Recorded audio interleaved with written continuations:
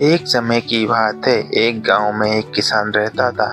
वह ईमानदार, परिश्रमी और सरल स्वभाव का था। उसका दिन बहुत सुबह शुरू होता था। वह रोज सूरज उगने से पहले ही उठ जाता था। उसके पास एक झरने से पानी लेने के लिए निकल पड़ता था। किसान के पास दो बड़े घड़े थे, जिन्हें वह एक लकड़ी के डंडे के दोनों सिरों पर बांधकर अपने कंधों पर रख लेता था और झरने से पानी भरकर अपने घर लाता था। इन दोनों घड़ों में एक बिल्कुल सही और मजबूत था, जबकि दूसरा घड़ा थोड़ा फूटा हुआ था। जब भी किसान झरने से पानी भरकर घर आता तो एक घड़ा पूरा पानी पहुंचाता था, जबकि दूसरा घड़ा रास्ते में पानी टपकाता हुआ आता था और घर पहुंचते पहुंचते उसका पानी आधा हो जाता था। ये सिलसिला पिछले 2 वर्षों से चल रहा था। सही घड़े को इस बात पर बहुत गर्व था कि वह बिना किसी कमी के अपना काम पूरा कर रहा है, जबकि फूटा हुआ घड़ा खुद को दोषी और शर्मिंदगी महसूस करता था। वह हमेशा सोचता था कि किसान की मेहनत बेकार कर रहा है, क्योंकि वह केवल आधा पानी ही पहुंचा पाता था। एक दिन फूटे हुए घड़े से रहा नहीं गया। उसने किसान से बहुत ही दुखी स्वर में कहा, मालिक, मुझे आपसे माफी मांगनी है। मैं बहुत शर्मिंदा हूँ। पिछले 2 सालों में अपना काम ठीक से नहीं कर पा रहा हूँ।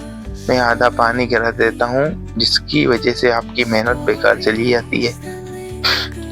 किसान ये सुनकर मुस्कुराया और बड़े प्रेम से बोला, तुम्हारी बात सुनकर मुझे दुख जरूर हुआ, पर तुम जिस बात की कमी समझ रहे हो वह असल में एक वरदान है। मैं तुम्हें कल एक बात दिखाता हूँ, जिससे तुम्हारी उदासी हमेशा के लिए खत्म हो जाएगी। अगले दिन जब किसान पानी भरकर लौट रहा था तो उसने फूटे हुए घड़े से कहा, आज जब हम घर लौटे तो रास्ते में अपने तरफ ध्यान देना। तुम देखोगे कि रास्ते भर रंग बिरंगे सुंदर और खुशबूदार फूल खिले हुए हैं। फूटा हुआ घड़ा रास्ते में फूलों को देखता रहा। लाल, पीले, नीले, गुलाबी फूल। वह फूलों की सुंदरता में खो गया। उसकी उदासी थोड़ी कम हो गई, मगर जैसे ही घर पहुंचा और उसने देखा कि पानी आधा हो गया है तो मायूस हो गया और बोला, मालिक, फूल तो बहुत सुंदर थे, पर मेरा काम अधूरा ही रह गया। फिर पानी आधा गिर गया। किसान मुस्कुराया और बोला, क्या तुमने गौर किया कि सारे फूल केवल तुम्हारी तरफ थे, सही घड़े की ओर नहीं?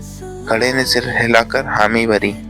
किसान बोला, क्योंकि मुझे पहले ही पता था कि तुम फूटे हुए हो, इसलिए मैंने तुम्हारे और वाले रास्तों पर फूलों के बीज बो दिए थे।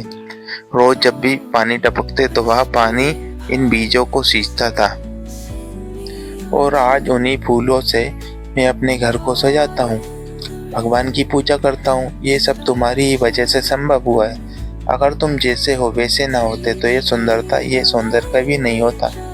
फूटा हुआ घड़ा ये सुनकर भावुक हो गया। उसे समझ में आ गया कि हर कमी में भी खूबसूरती छिपी होती है, बस उसे देखने का नजरिया होना चाहिए।